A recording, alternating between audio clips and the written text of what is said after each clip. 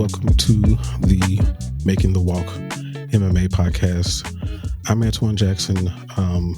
You get to know more about me as we go along our journey, but this is not about me. This is about the UFC, about MMA, and about turning casuals into mainstays. That's what we're focused on, trying to educate and entertain and just get everybody on the same page while we're watching these things. So you're just excited as we are when we're tuning into things like UFC 285. So this is the inaugural podcast, but we're going to treat it like we do everything else. So we're just going to dive right into it. So UFC 285, just stepping back from it, it was an amazing card, an amazing event. We haven't had that kind of feel, that kind of anticipation for a while. It was the same type of anticipation that you get for something like a Conor McGregor fight, or back in the day, an Anderson Silva fight, a GSP fight, or even, I would say, Kamaru Usman against Colby Covington, or Nate Diaz against Jorge Masvidal, things like that, where you didn't really quite know what was going to happen. John had been gone for 3 years, so you didn't know what you were getting. He's going up a weight class, but not just like a 10-pound weight class like Alexander Volkanovski did. He's going up many, many, many pounds after 3 years. And at the age of 35, we didn't know what we were going to get, what we were going to see. But we'll start right there. We'll start right at the top of the card. Jon Jones versus Ciryl Gane. Or as he would say, Serial Gains. But so that was for the vacant UFC light heavyweight championship. Jones submitted him round 1, 2 minutes and 4 seconds, and made it look easy. What can you say about that? As soon as Ciryl Gane made a mistake, Jones was there to pounce on it. And he took that opportunity, used his weight, got him in the lap dance position. What was interesting about that particular submission is, I think I could probably speak for most people, we didn't know what the hell happened. It was weird because we couldn't really see the arm under the neck. And then when they showed the replay, it was like, oh, okay, I see what happened. But initially we were all confused, and me and Carmen, somebody you'll meet later, my wife, we sat there for about 2 minutes, longer than the actual fight itself, confused about what we just saw. But John made it look easy. Now, the thing about that is we weren't able to answer some of the questions that we had going into that fight. How fast was he going to be? Was he going to still be inventive and creative with his striking? We didn't see any of those things because it happened so fast. Ciryl made that mistake, and he said, let me go ahead and close the night out. And so going into his next matchup, which has been, Stipe has made the rounds for sure. So we know it's going to be against Stipe, more than likely International Fight Week in July in Vegas. Maybe we'll get to see a little bit more there. But all in all, he did his job, and he did it quickly, and he solidified his place as the greatest of all time, in my opinion. Obviously there's recency bias. As soon as somebody fights, one of these greats, we immediately anoint them as the greatest of all time. So, but I had him as my greatest of all time regardless already. So, this doesn't really change anything for me. But just straight up and down, he did his job, made it look easy. And unfortunately, we'll never get to see what he would have done to Francis. I know Dana said that more than likely he would have done the same. We don't know that. But all in all, it was a great night for Jon Jones. He got paid accordingly. I know Ali Abdelaziz said that he thought that it was going to be close to, if not over, 1 million pay-per-view buys. So that's even more money in his pocket. So a great night for them, for him and his family. It was good to see him and his wife there. So clearly that situation has been either patched up or it's going in the right direction, which is great for him. So all in all, a good night for John Jones. Can't say the same for Valentina Shevchenko. She was a heavy favorite, but she lost to Alexa Grasso, who is the new UFC Women's Flyweight Champion. She got it done in round 4, and it was a rear naked choke. Valentina tried a spinning attack in a weird place, and Alexa capitalized immediately and choked her out. And Joe made a very interesting observation as far as the way that she did it. It wasn't really fully under the neck, but it was across the chin. And he showed how much pressure Alexa was getting on her neck, and it was insane. Anybody would have tapped that. So, but of course, Valentina was a long reigning champion, so she is definitely going to get that immediate rematch easily. What I did notice about Valentina was her striking was slow. I mean, not to discount Alexa. Alexa's striking was very crisp, and I made a remark on Twitter about the range, and I felt like Alexa needed to get it in boxing range in order to capitalize on her superiority in boxing. But she was able to navigate that from that kicking range directly into boxing range and out very quickly and very clean. Valentina didn't seem to hit her with anything that was significant, but Alexa was piecing her up for sure.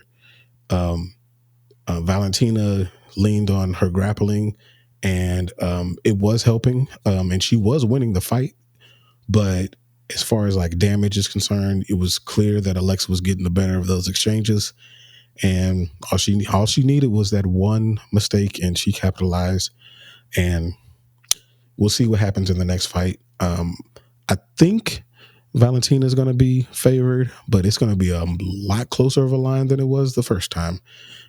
So definitely happy to see Alexa Grasso make it 3 champions from Mexico.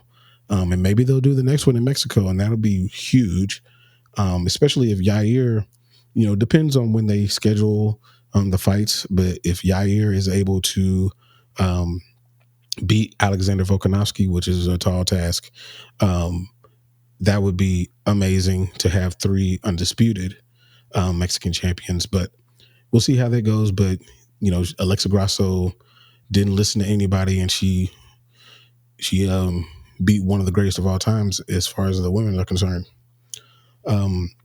Shavkat Rakhmonov beat Jeff Neal in what was the fight of the night with a submission in round 3. This was Shavkat's Gilbert Burns, Hamza Chimaev moment. He showed that he belonged at the top, showed that he could fight with anybody, and Jeff gave him everything that he had. Jeff did miss weight, but the way that he fought, you wouldn't know it. He didn't look gassed, and he hurt Shavkat a few times on the feet. And what was interesting, I thought that Shavkat was going to wrestle a little bit more, but it was kind of similar to the Gilbert Burns Chimaev fight, where he fought him in, he kind of took what Gilbert Burns gave him. Well, Shavkat took what Jeff gave him and fought him where he was, and it made it an amazing fight. The actual submission itself was weird. I don't even know what to call it. I don't know if it's a bulldog choke, if it was a rear naked choke. It was a hybrid of both. It was weird, but it worked. And I know Jeff Neal posted that it looked like Jody getting choked out on Baby Boy, and it really did. It was exactly the same thing. But Shavkat, he definitely deserves to be facing off against somebody in the top 5 easily. It should be somebody.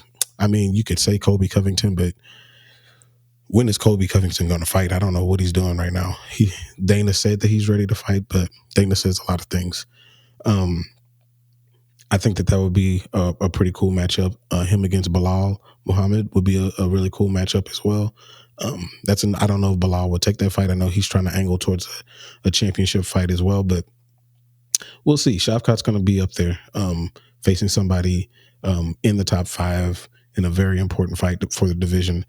And, who knows if things shake his way, he could be fighting for a title soon. We'll see. The next fight, Mateusz Gamrot, or Mateusz Gamrot, he beat Jalen Turner with a split decision. Um, this fight went pretty much like I thought it was going to go. Jalen Turner actually had a lot better takedown defense than I thought he was going to have, and he was able to really land some pretty good shots. And I think that he definitely has future champion written all over him. One thing that's going to make it tough is the amount of grapplers at the top five, or in the top five of the lightweight division.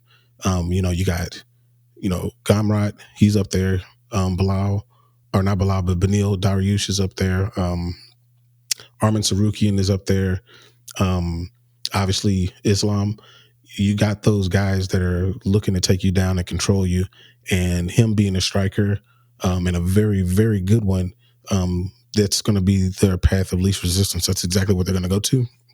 So I think that just working more and more on that takedown defense is going to be his key to victory, but it's going to be tough. And he fought him tough, and he had some good moments in the scrambles. And I mean, I thought the fight as a whole could have gone either way, but them giving it to Gamrot wasn't a surprise. He did control him. He had him in some weird positions. But Gamrot's going to be he'll face somebody closer to that top five. We'll see who that's going to be because of how weird and how odd the matchups are in the lightweight division right now. It'll be interesting to see who he gets, but he'll progress up. I looked at the rankings today, and it didn't seem like anything moved. Everything stayed the same. So Jalen wasn't hurt by this, which is great. It's a great learning experience for him, and he'll come back and he'll do great as well. So we'll see how that goes. The next fight, Bo Nickal against Jamie Pickett. So Bo had the weight of the world on his shoulders. 3-0 coming into the fight. A lot of expectation, a lot of pressure. Jamie really didn't have that kind of pressure on him. And the fight kind of went the way that most expected. However, another thing that I tweeted, and just for those who don't know, the Twitter handle is walk_MMA. But it was a interesting entry. It was a nut shot into the takedown that the ref didn't see, and Bo has repeatedly denied that. And I can understand that maybe he didn't know that that's where it connected, and he thought it was just to the inside of the thigh, but it was clear. It was a clear nut shot. And I think that Jamie is going to protest that because it did lead directly into the takedown. Now, I think that would have been inevitable. I think that that's exactly how that was going to go. But you can't really fault him for pushing back on that because it was there and it wasn't acknowledged. But Bo did look exceptional in the grappling, which everybody expects that.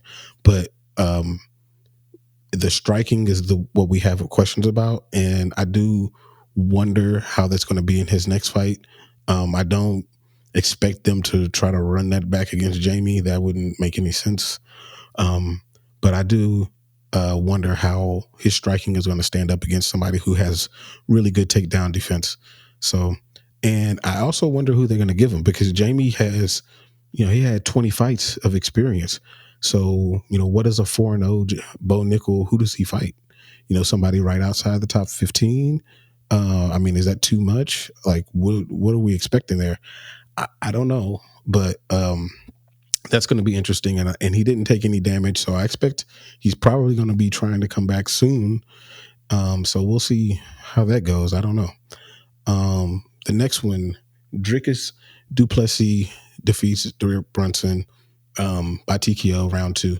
This was such a sloppy fight. And I think that I haven't seen a Dricus du Plessis fight that wasn't sloppy.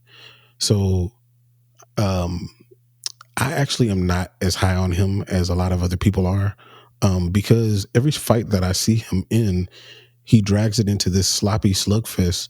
And it doesn't look technically sound. And I feel like once he gets into that top 5 and he fights somebody like I don't know, like a Marvin Vettori or um, Jared Cannonier, they're going to make him pay for that sloppiness. They're going to be able to do what Derek Brunson wasn't able to do, and that's stay, um, I guess, tight to their game plan, stay composed, maintain good cardio, and put him in situations where that gas tank that he seems to not have is going to really work against him.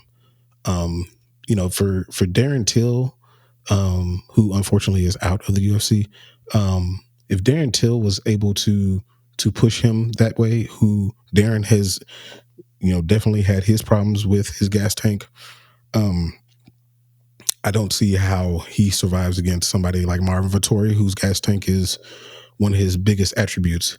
I, I I don't have high hopes for Dricus, but he won the fight. He won the fight against somebody who I feel was who's on the back nine of his career. I actually anticipated Derek Brunson taking those gloves off and put him in the center of the octagon. I don't think that Derek wants to fight his way to the bottom of the division and just lose against these up and comers. I think that Derek will. I really think he's going to retire very soon. I don't think that he wants to do that. So we'll see. We'll see what he does. But Dricus du Plessis, he's already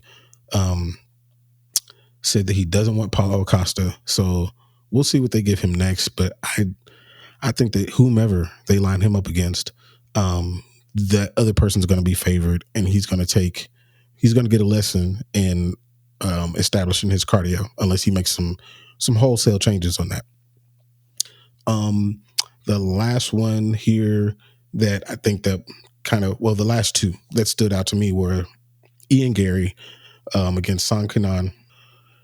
So Ian Garry came in undefeated against Kenan, and he actually, to me, looks like a future star. I was able to watch some of his press that he did leading into the fight, and he has a lot of energy and a lot of character, a lot of charisma. I think that if he continues his winning ways, he's going to be somebody that the UFC invest a lot of the machine into. So in the fight, he was doing what he does. He looked like a bigger version of Conor McGregor, young, like featherweight Conor McGregor. And he was moving in and out, picking his shots. He had Kenan on the outside of the black lines up against the cage. He was doing well. And then he had a momentary lapse in his defense, and he got caught. But to his credit, he fought out of that, was able to recover, and did the exact same thing until he, put Son in a situation that he couldn't recover from and got it done. I think that what would be really cool would be, and I don't think that they would have matched them up too early, but him against Jack Della Maddalena would be a really cool fight. I don't think they want to do that too early. It's kind of reminiscent of Adrian Yanez against Sugar Sean O'Malley, the fact that they didn't do that when they had the opportunity because they saw that as something to do in the future. I see something similar here. I don't think this is going to get Ian Garry in the rankings, but his next fight will get him in the rankings. So I see him fighting somebody at the bottom of the top 15.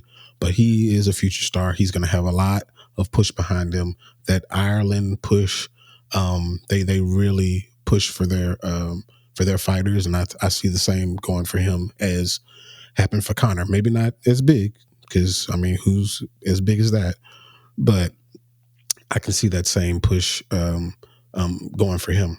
And the last one that I wanted to talk about was Cody Garbrandt against Trevin Jones. Cody got it done by decision, 29-28. He didn't look like a world champion to me. He looked like a world champion for maybe 2 minutes, but he did play it safe, which is actually the smart way to go for him. With the concerns for his chin, and For the first two rounds, he controlled the distance, kept Trevin from doing anything. One thing that I noticed going into the fight, watching some of Trevin's older fights, is he is a counterpuncher. But ironically, Cody is a counterpuncher too. And so when two counterpunchers meet, there tends to be a stalemate. And one person is waiting on the other person to go and vice versa. Kind of reminiscent of Derek Lewis against Francis Ngannou, where both of them were just waiting for each other to go and nothing ever happened. So we saw a lot of that. And then Cody instituted some of his wrestling, which was great. Good to see. And he took those first two rounds. But one thing that was concerning was when he did get hit, and Trevin, to me, from what I've seen, is not a massive power puncher. When Cody got hit, Cody immediately looked wobbly. He looked dazed. I mean, it wasn't like a massive shot. So I still have those concerns for his chin. I don't think that he's out of the woods yet. And I think that his next fight, whenever that is, will tell us a little bit more of the story, especially if you fight somebody who's more on the front foot, who starts and doesn't wait as much as Trevin did. Trevin, he could get cut. I think this was his third loss in a row, and they weren't particularly barn burners. He's in danger of getting cut from the UFC, but we shall see. I do think that he's a good fighter. He has some a little bit to learn as far as like instigating and pushing the fight and making the fight his own. So we'll see how that goes. So all in all, UFC 285 was a massive event. It was great. And it gave you that same, that feeling that we were missing from some of the other events. I think that, Volkanovski against Makhachev was a really great fight, but it wasn't as entertaining for the casuals because there weren't household names, but Jones is a household name. And so it gave that same feeling, and it brought in a lot of the stars. Conor was there, Jake Gyllenhaal, they did that whole thing for the movie, which was weird. You got football stars, Tom Brady was there. Obviously, Chandler Jones, Arthur Jones were there. So there were a lot of people, a lot of fighters there that wanted to see the GOAT return. And I think that that's going to reflect in the pay-per-view buys and how many people now turn their eyes to the UFC. So we'll see how that goes. So let's talk about what's going on right now. So as I mentioned before, Stipe is doing the rounds. He did the DC check-in, and it was an awkward interview, as all interviews with Stipe are. And they reminisced on their old fight, which was cool, I guess. But what's interesting about Stipe is the fact that he's making these rounds and talking to so many people. He did Chris Weidman's podcast. He's done Ariel Helwani's podcast, and he's really pumping the fight up, which is great. We'll see how that goes for him. I don't necessarily favor him in that fight, but we'll see how John looks. I mean, I think that more questions are going to be answered, but I also think that this might be John's last fight. I don't see John saying, well, let me clear out the heavyweight division. Let me fight the winner of Sergey Pavlovich against Curtis Blades. I don't know if he's going to want to do that. I think we're going to go, he'll feel like it's going back to him fighting people like Dominic Reyes and Thiago Santos, people that aren't necessarily known and don't get him the eyeballs that he wants. So we'll see how that goes. But I think that Stipe fight will be big, and it'll be entertaining, and it'll answer some of those questions. As was stated earlier, I think that Valentina is going to get that rematch, that immediate rematch. You do that for a champion who reigned over the division for like 5 years. And I think that in comparing this to when Amanda lost her belt, I feel like it was a eerily similar feeling to when she lost against Kat Zingano, where you could tell that it was her gas tank.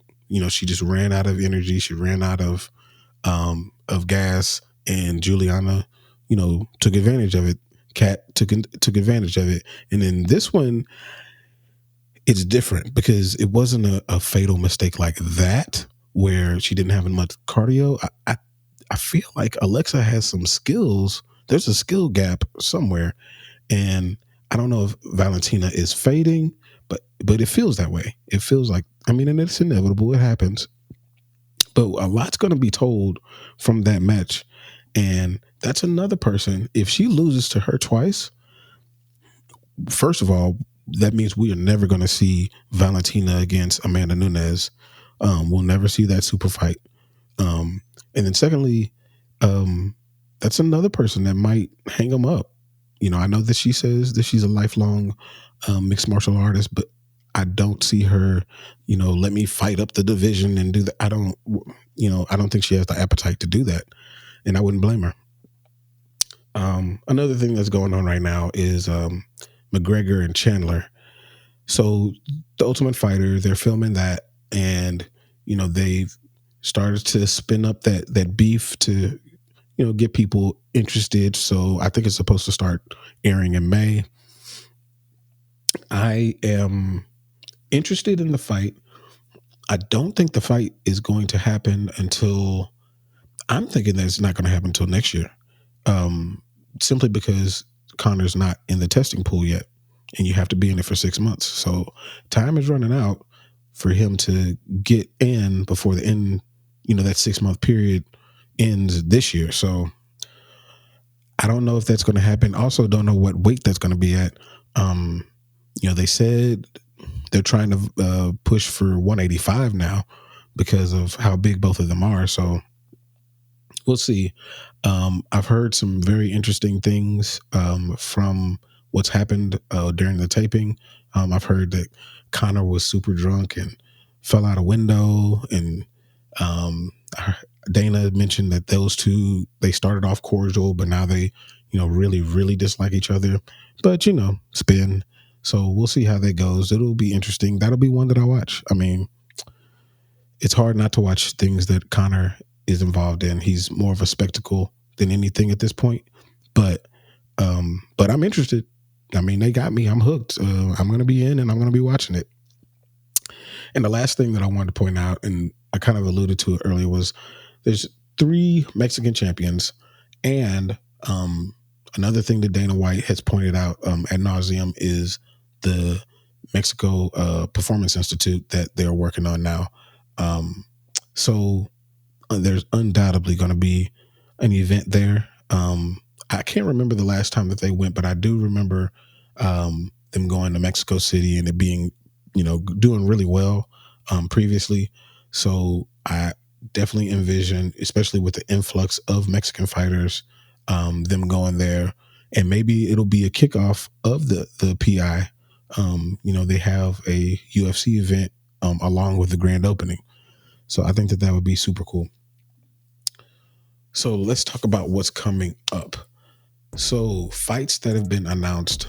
We've got Sergey Pavlovich against Curtis Blades. That's going to be a UFC Fight Night on April 22nd. That to me is probably a number 1 contender fight.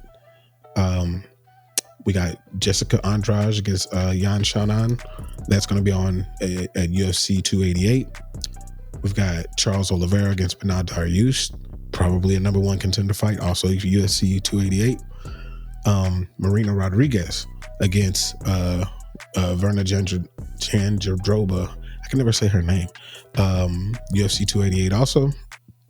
Jairzinho Rosenstruck against Jailton Almeida. That's going to be UFC Fight Night on May 13th. Jailton Almeida is one to watch. When we talk about grappling, when he first came in the UFC, he was fighting at light heavyweight, and then now he's transitioned to heavyweight. Dude looks like a superhero, and he throws people around like it's nothing. Super strong. I don't know how his striking is going to transition, but he may not need a whole lot of it as he moves up the rankings. And he's going to fight Jairzinho Rozenstruik, who I have not seen very good takedown defense. So it seems like they're kind of serving him up. So we'll see how that one goes. A super important one for light heavyweight, Anthony Smith against Johnny Walker. Johnny has been doing really well, transitioning up and moving up in the rankings. So Anthony Smith has the opportunity to kind of take some of that momentum. Anthony's had some rough situations that have happened recently as far as the injury, and then the Jamal Hill fight getting canceled. So it'll be good for him to get back on track and take advantage of some of Johnny's mistakes that he makes. But Johnny's a big, strong dude who can put anybody out, and he's kind of wild a little bit. I mean, he's kind of tamed it a little bit, but that wildness is still there. So we'll see. And Johnny Walker, his chin is still suspect. So we'll see how that works. And Anthony does hit hard. Another thing that's coming up this weekend is UFC Fight Night. Yan versus Merab Dvalishvili. It's Petr Yan against Merab Dvalishvili. That's a super important fight. That fight is going to be eerily reminiscent of Yan versus Sterling. I envision it being very similar. Dvalishvili is a training partner of Sterling, so I'm sure he's reading his notes, and I think that Petr Yan's going to look at it the same way that he fought Sterling. Sterling is a rangier striker, but he's not a great striker, and so I think that he's less worried about the striking, but more about the grappling itself. And Petr Yan is a very good defensive grappler, but he's got to avoid those back takes. So we'll see how that goes. It's going to be a very important one. And it'll be very interesting to see what happens if Merab wins. Because I know that him and Sterling have agreed not to fight each other, but Sterling has also said that he's thinking about going up in weight. So we'll see how that whole thing shakes out. Alexander Volkov against Alexander Rahkmonov. That's an important one for heavyweight. Alexander Volkov kind of operates in that, 5, 6, 7 range of heavyweight. And I think that this one should favor him. He has really, really good striking, championship pedigree from a different organization. He's been in there with some of the best. So I definitely look for him to kind of take that. Nikita Krylov against Ryan Spann. This is one that was rescheduled because of Krylov getting sick. He was sick in the last time that they were scheduled to fight. Ryan Spann is definitely ascending. I kind of lean towards Ryan Spann a little bit on this one. I think that he rides that momentum to a win. And Saeed Nurmagomedov against Jonathan Martinez. Saeed is coming. Saeed is an amazing fighter. I think that the bantamweight division has so many killers in it. You got Saeed Nurmagomedov, you got Umar, you got Adrian Yanez, you got Sugar, obviously. You have a lot of these young fighters that are really pushing the envelope and moving up in the rankings and making the UFC schedule these tough fights. I think Saeed probably walks through Jonathan Martinez. But he took some unnecessary shots in his last fight, even though he won it. So hopefully he doesn't put himself in that type of situation, but I think he walks through him. 3 more fights, and these are on the prelims, and it's kind of interesting that this is on the prelims, but Rafael Assunção against Davy Grant. That's going to be a really good fight. So I definitely encourage you to tune in early for that one. Davy Grant has never been in a boring fight in his life, I don't think. And Rafael Assunção is definitely game for it. He's fought some of the best. So I think that that's going to be a very interesting fight. I'll definitely be tuned in for that one. I kind of lean a little towards Assunção, a little bit. But I would not be surprised if Davy gets him out of there. Ariana Lipski against JJ Aldrich. Now, I will admit I'm probably looking forward to that fight for the wrong reasons, because Ariana Lipski looks a lot like Gal Gadot, but she is a very good fighter. I think she's on 2 Fight Skid. But her nickname is the Queen of Violence, and she definitely proves that. She goes out there and she's really trying to hurt people. I think that she will get it done against JJ Aldrich, I think. But that one should be very interesting. And one that's super interesting to me is Tyson Nam against Bruno Gustavo da Silva. It's interesting that Tyson Nam is the first fight on a fight night. Tyson Nam is super entertaining. He's out there he's one of the few flyweights that you almost assume that somebody's going to get knocked out. He's got hands on him. And since he's kind of re-emerged in the UFC, he's been extremely entertaining. And I think that this was going to be entertaining too. I think that he knocks him out. I mean, I know he's 39, and I don't know how he makes the weight at 39. That's weird that you're 39 and you can make 125 pounds. But dude is entertaining. He's got them hands, and I think that he's going to use them. He's going to get Bruno on out of there. So yeah, that was it for today. I think that this fight night's going to be underrated. Most of the time, fight nights are the better cards, just because you got people who are just super hungry and they're really pushing forward. It's almost like the Contender Series, where Dana tries to get people to really finish folks. The fight night cards have a lot of those Contender Series people on it, and they're doing the same. They're still trying to impress. So that's why you get a lot of these barn burners and people putting folks out. So I definitely anticipate that. But until next time, follow me on Twitter at Making the Walk. And if you have any questions, you want to have us talk about anything, you can definitely hit us up on Gmail. We'll throw that down in the comments. And also look for some more videos. We got some more videos that should be coming out in the next few days. So until then, we'll holler at you.